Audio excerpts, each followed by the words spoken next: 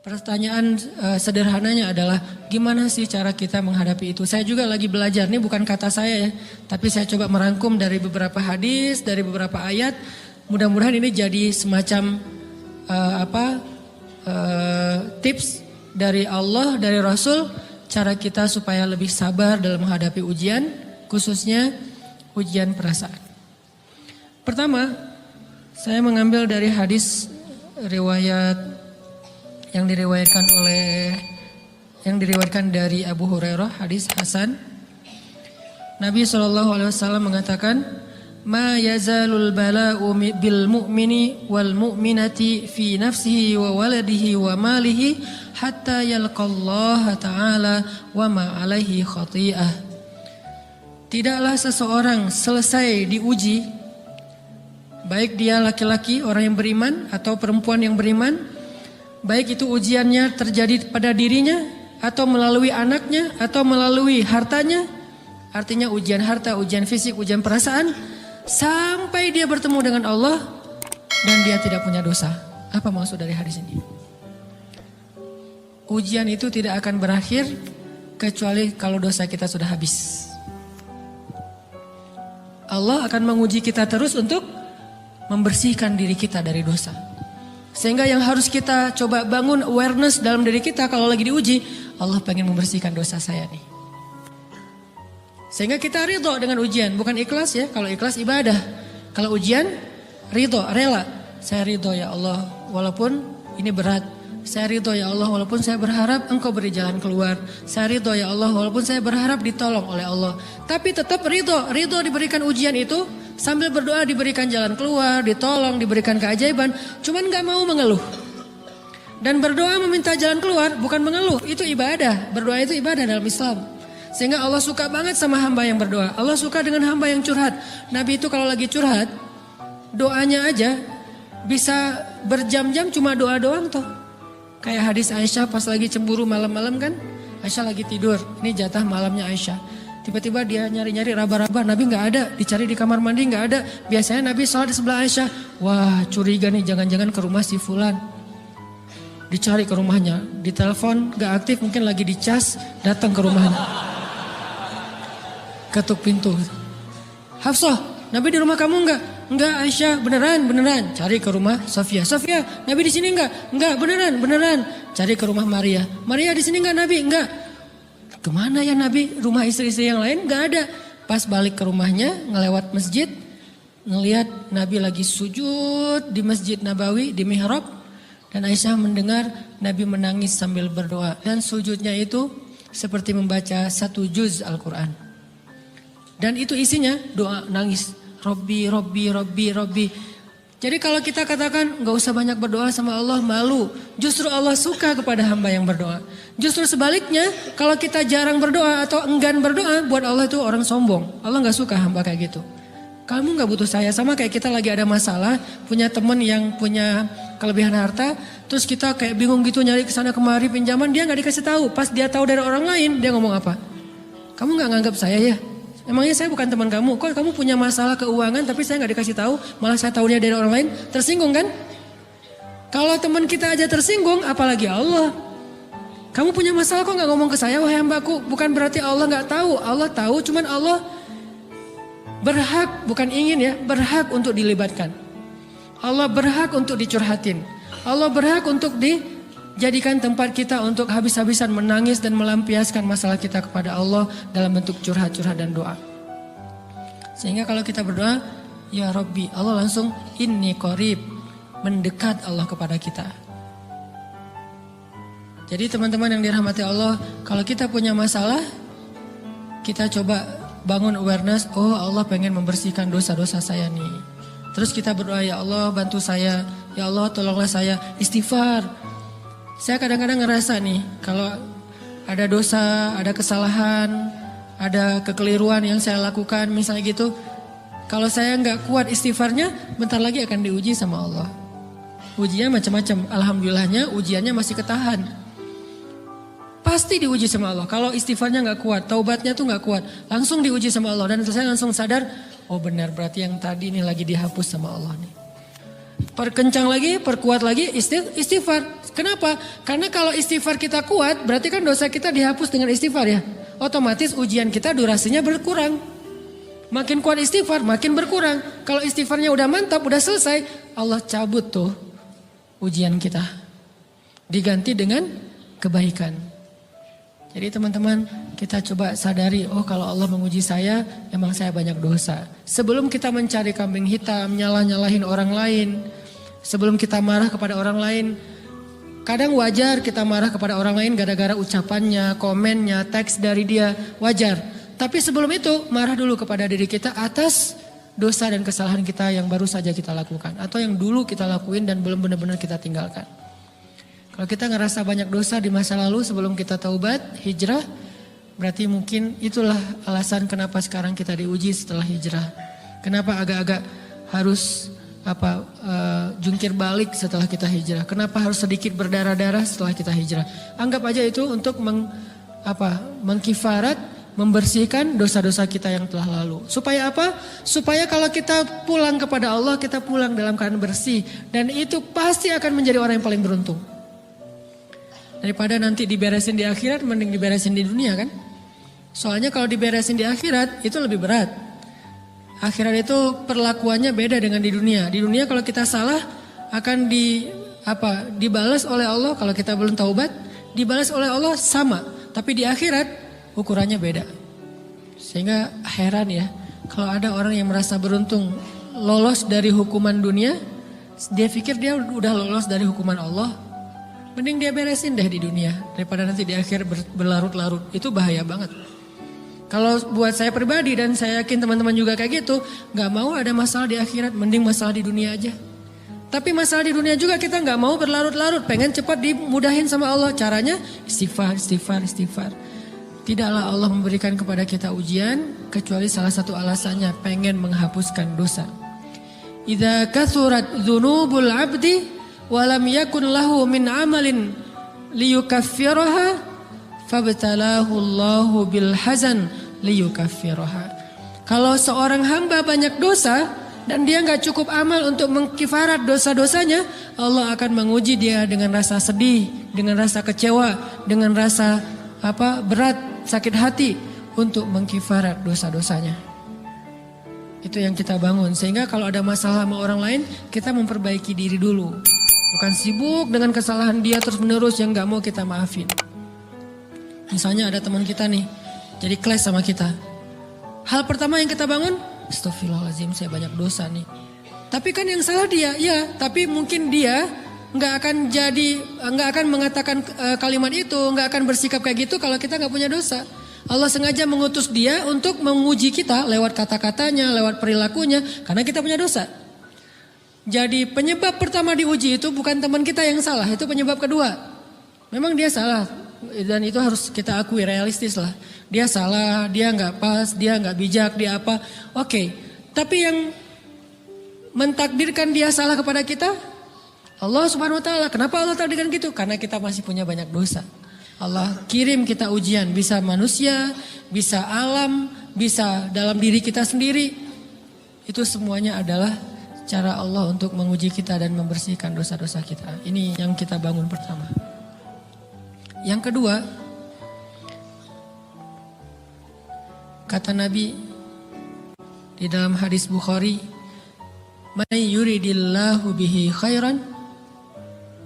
Yang terkenal kan yufaqihu fiddin, itu yang terkenal. Ternyata ada dua modelnya.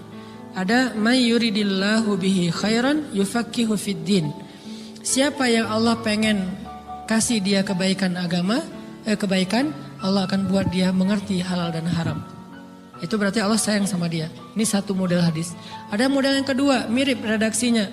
May yuridillahu bihi khairan yusib min. Hadis Bukhari.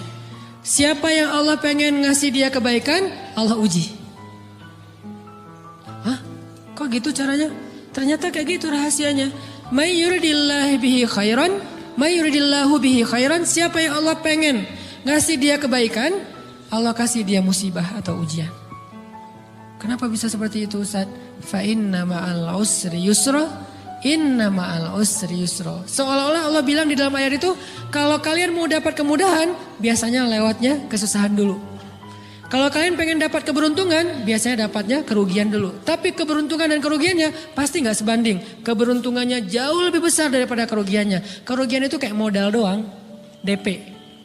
Jadi kalau kita mau dapat kejutan dari Allah, Allah kasih kita DP. DP-nya apa? Ujian, DP-nya musibah, DP-nya rasa gak nyaman. Itu DP tuh. DP terhadap apa?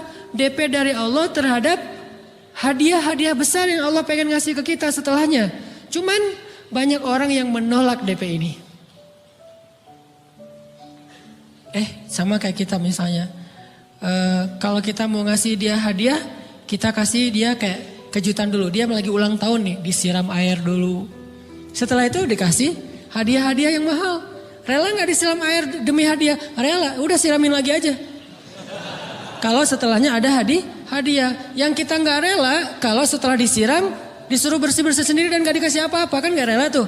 Berarti ini bab iman. Yakin gak kalau Allah tetap ngasih hadiah? Kan sabar dan iman itu ternyata tahu aman, kembar. Kalau kita yakin Allah ngasih hadiah setelah ngasih kita DP ujian, ya kita akan sabar. Gak apa-apa deh, bentar lagi mau dikasih hadiah, digini-giniin juga gak masalah. Dibully, diapain sama Allah, biarin aja. Ya Allah saya sabar, kan bentar lagi mau dikasih hadiah nih. Ini masalah yakin. Tapi kalau kita gak yakin, apa sih maunya Allah gitu kan. Begitu kalimat ini keluar, maka yang muncul setelahnya adalah mengeluh, berputus asa, dan gak akan sabar menghadapi ujian. Ujian, kata Nabi, may yuridillahu bihi khairan, siapa yang Allah pengen kasih hadiah, siapa yang Allah pengen kasih kejutan, siapa yang Allah pengen kasih pertolongan, siapa yang Allah pengen kasih kebaikan, yusib min, Allah akan uji dia dulu. Ini sunnatullah, sehingga kalau kita lagi diuji, yang kita lihat jangan ujiannya, apa setelah itu. Gimana ngelihatnya Ustaz gak kelihatan? Dengan mata hati. Istafti qalbak, tanya kepada hatimu, kelihatan gak? Dengan mata hati. Gimana ngelihat dengan mata hati? Dengan iman, saya percaya Allah pasti ngasih kebaikan setelah ini. Orang Allah sendiri yang ngomong, gak ada satu huruf pun di Al-Quran yang salah. Apalagi satu ayat, apalagi dua ayat. Fa inna ma'al usri yusra, ditegesin lagi. Inna ma'al usri yusra. Tapi usr dulu, baru yusr. Dikasih kesusahan sedikit, dikasih kemudahan yang banyak. Dikasih kesusahan sedikit, dikasih kemudahan yang banyak. Ini yang kita coba bangun tajdidul iman.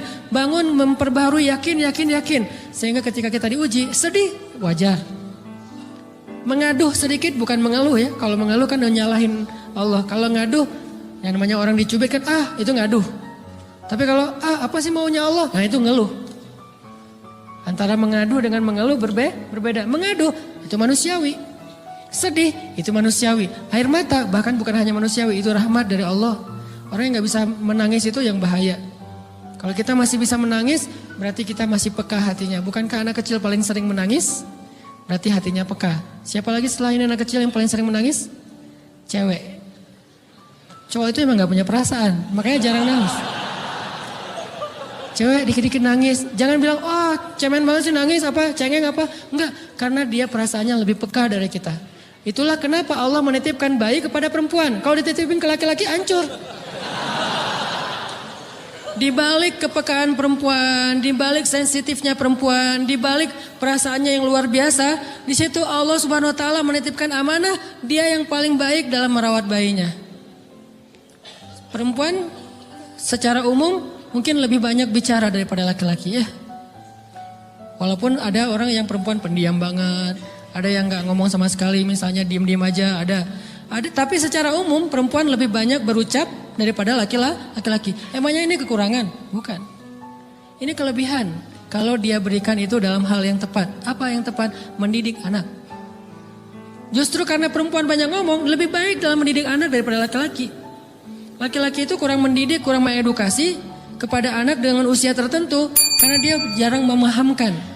Salah hanya marah, salah hanya ditegur. Kalau ibunya jelasin, gini sebelum tidur ibunya yang ceritain banyak cerita. Saya sendiri ngalamin. Sering mana seorang ayah sama ibu interaksi sama anak dalam bentuk verbal. Sering ibu. Jadi menangis itu rahmat dari Allah. Gak apa-apa, nangis aja. Dan itu tidak disebut mengeluh. Kamu kok nangis sih? Kan orang Islam harus sabar. Emangnya nangis dengan sabar itu bertolak belakang? Sabar tetap sabar. Ya nangis jalan aja terus nangis. Nangis apa pakai nangisnya nggak cuma nangis doang. Emotikonnya juga nangis berderai-derai gitu. Sampai air matanya menggenang gitu kan ya. Boleh lah. Ditambah lagi dengan visual menangisnya. Posting bahwa dia lagi tertusuk duri. Dengan postingan kaktus atau apalah. Dia pengen share ke semua orang bahwa saya sedang sedih. Sehingga nanti ketika ada orang yang menghibur dia dengan sedikit kata-kata yang sabar ya segala macam. Wah makin berderai-derai. Itu belum jadi. Kecuali dia keluarkan kata-kata mengeluh. Baru dia disebut orang yang banyak mengeluh. Berputus asa. Kalau mengaduh wajar. Walaupun ada nabi udah diuji berat gak mau mengaduh. Apalagi ngeluh. Zakaria. Digergaji mengadu aja enggak. Kenapa? Karena kata malaikat kalau kamu mengadu sedikit aja. Maka Allah subhanahu wa ta'ala akan menghancurkan kaum ini. Dia kasihan kepada kaumnya enggak mau mengadu. Satu-satunya orang yang kita tidak boleh mengadu hanya orang tua. Atau itu mengeluh kalau untuk orang tua. Kalau yang lain enggak disebut mengeluh. Kalau ke teman malas enggak apa-apa. Jangan sering-sering tapi. Apaan sih? Ke teman boleh. Tapi ke orang tua, saja itu bukan lagi mengadu, itu sudah mengeluh. Khusus untuk orang tua. Kalau di antara manusia. Kalau kepada Allah dan Rasul, pastinya lebih dari itu. Ketika kita diam saja, tidak langsung beranjak sami'na wa ata'na labbaika ya rabbi wa sa'daik, enggak memenuhi panggilan Allah, itu sudah disebut bagian dari kufur ingkar. Tapi minimal kita mungkin masih mengaduh, kita masih menangis, kita masih lelah, kita masih merasa lemah. Setidaknya kita tidak mengeluh. Kenapa? Kita percaya Allah kalau mau ngasih hadiah kepada hambanya, DP-nya itu ujian. Dan yakinlah hadiahnya minimal 10 kali lipat lebih baik daripada ujian itu. Minimal, karena gak ada amal soleh yang dibalas di bawah 10 kali lipat tuh gak ada. Amal soleh, amal ya bukan niat. Amal yang udah kita kerjakan minimal dibalas 10 kali lipat. Minimal, maksimalnya bighairi hisab, tanpa batas. Bighairi hisab, tanpa batas. Ada yang 700 kali lipat kayak sedekah. Tapi tetap aja ayat sedekah di akhirnya ujung-ujungnya apa? Bighairi hisab juga kan? Berarti sedekah itu minimal dibalas 700 kali lipat. Minimal. Kalau kita yakin. Selalu syaratnya kalau kita yakin. Dan saya ngebuktiin itu banget. Saya pernah ngalamin lagi jalan-jalan di sebuah kota yang ada becak kayuhnya, becak sepeda gitu ya. Jalan terus saya bilang, Pak berapa ongkosnya? 20.000. Udah naik aja 20.000. Karena kita keliling-keliling kota, ternyata saya jadi kasihan sama dia 20.000. Kasihan kan 20.000 dibayar keliling kota walaupun pas mampir beberapa tempat mungkin dia dapat tips ya. Tapi saya nggak tega gitu, dia cerita tentang anaknya lagi sekolah, apa segala macam, makin bikin baper kan. Pas selesai, saya kasih dia 100.000. Dari 20.000 dikasih 100.000 karena kasihan.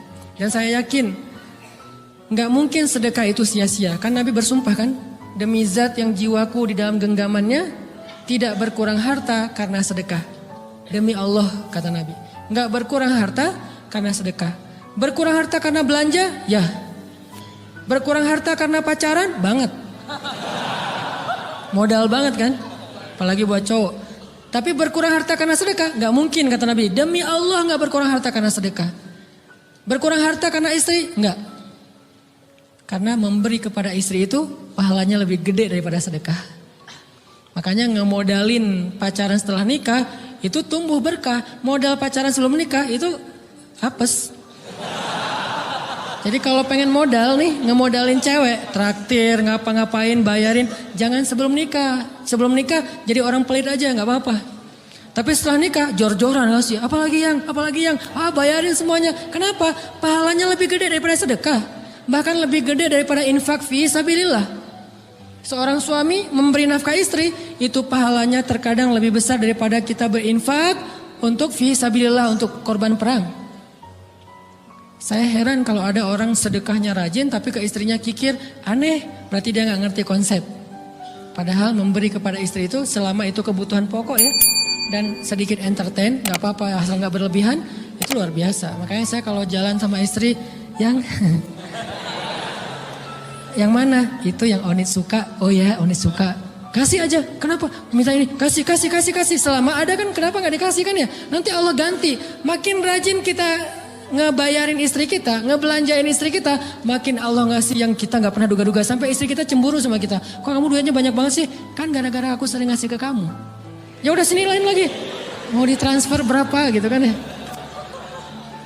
Saya ngasih 100.000 ke si bapak. Dan saya yakin teman-teman sedekahnya pasti lebih dari itu karena 100.000 saya sebut. Kalau 1 juta ke atas saya nggak mau nyebut, malu dong, ria ya.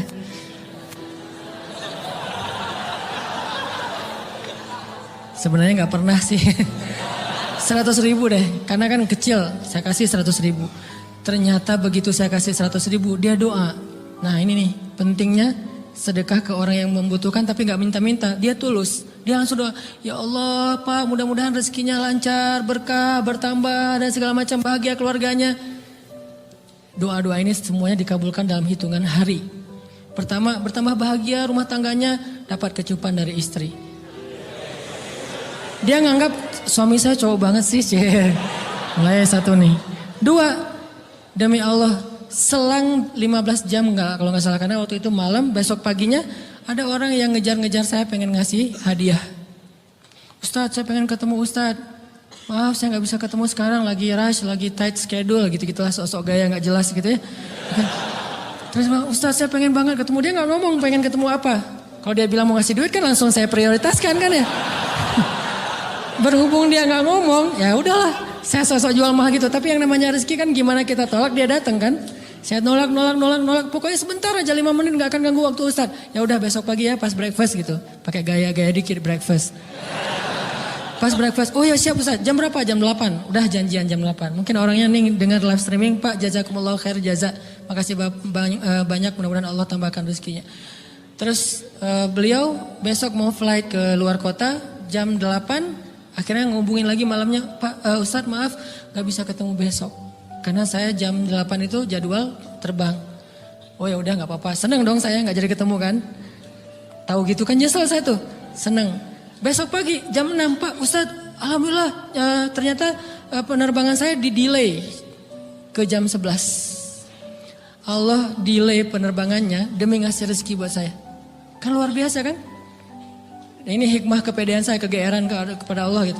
Di delay demi saya. Kan kadang-kadang GR ya di depan Allah ya. Robbi akraman kan gitu ayatnya. Allah memuliakan saya dengan istighfar tetap. Akhirnya saya bisa ketemu Ustaz.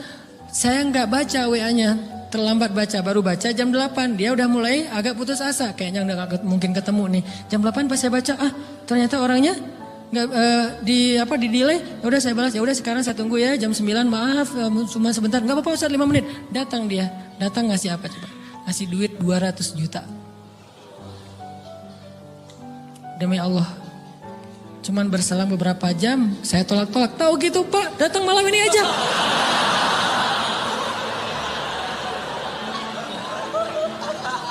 Harusnya malam itu juga saya cari orangnya. Kalau perlu saya yang nyamperin Bapak. Sherlock, saya kejar. Manusia gitu banget ya. Tapi Masya Allah di situ saya jadi tahu, oh doa orang itu lebih akurat, lebih mantap, lebih diijabah daripada doa saya. Mungkin bukan karena sedekah, tapi karena doa setelah sedekah, ya Allah dan segala macam dimudahkan sama Allah. Itu luar biasa loh. Saya nggak percaya, saya pikir main-main. Orang nih iseng kayaknya pengen ketemu doang, pengen selfie. Ternyata pas saya cek, ditransfer, di capture, Ustadz udah ditransfer. Saya, jangan-jangan nih jebakan Batman gitu ya. Nyari-nyari sana segala macam. Alhamdulillah ternyata emang niat baiknya pengen, alhamdulillah saya terkesan, saya dapat hidayah lewat Ustaz segala macam. Sekarang saya pengen membalas jasa Ustaz walaupun kecil 200 juta. Untung saya nggak kaget dan kemudian pingsan. Pak 200 juta stroke kan ya bahaya. Lebih mahal dari 200 juta. Ini keajaiban ya teman-teman. Jadi kita tuh, saya kan sering bilang keajaiban itu terjadi tergantung tingkat iman. Bukan saya udah soleh banget enggak. Saya belajar terus untuk yakin deh sama Allah. Modal kita tuh kan gini sebetulnya kan. Duit kita tuh banyak loh teman-teman. Cuman gak disimpan di bank, gak disimpan di saku. Disimpannya di sisi Allah. Bedanya apa sih? Kenapa kita kalau disimpan di bank tenang? Saya lagi punya duit banyak dari 100 juta. Di mana? Di bank. Aman. Kenapa kalau disimpan di saku aman, tenang? Kenapa kalau disimpan Allah nggak tenang? Kenapa kalau disimpan di Allah kita bilang nggak punya duit? Ini kan nggak fair sama Allah. Nggak punya duit nih. Siapa bilang nggak punya duit? Kan ada Allah. Tinggal minta sama Allah. Tapi nggak ada wujudnya. Tapi kan ada janjinya. Bukankah janji Allah lebih kuat daripada wujud? Bukankah iman harusnya lebih mantap daripada sesuatu yang konkret yang kita lihat? Ada duitnya di sisi Allah. Kenapa nggak dikasih? Karena kita belum butuh. Kalau kita yakin duit kita itu ada di Allah, tapi dikasihnya pas kita butuh. Begitu butuh ya Allah langsung dikasih sama Allah. Itu banget benar-benar terjadi dalam kehidupan kita. Pasti kayak gitu. Tingkat tergantung kita yakin apa enggak. Nih kalau Allah bilang may yuridillahu bihi khairan, Allah kalau pengen ngasih hadiah kepada seorang hamba, Allah kalau pengen ngasih kejutan kepada seorang hamba, yusib. Allah kasih dia ujian sedikit aja.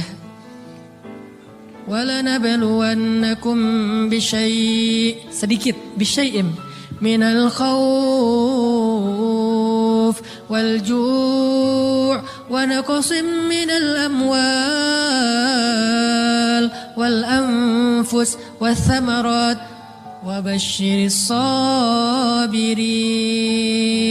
Kami uji sedikit aja dengan rasa lapar, dengan rasa takut, dengan sedikit kekurangan ini dan itu, sedikit. Tapi wabasyiris sabirin, sampaikan kejutan kepada orang yang bersabar.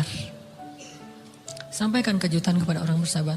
Jadi bisa dibilang kejutan-kejutan hidup kita itu munculnya dengan iman dan sabar. Dengan iman dan sabar. Iman artinya yakin, husnuzon sama Allah. Ana inda dhanni abdi bi. Aku tergantung prasangka hambaku kepadaku.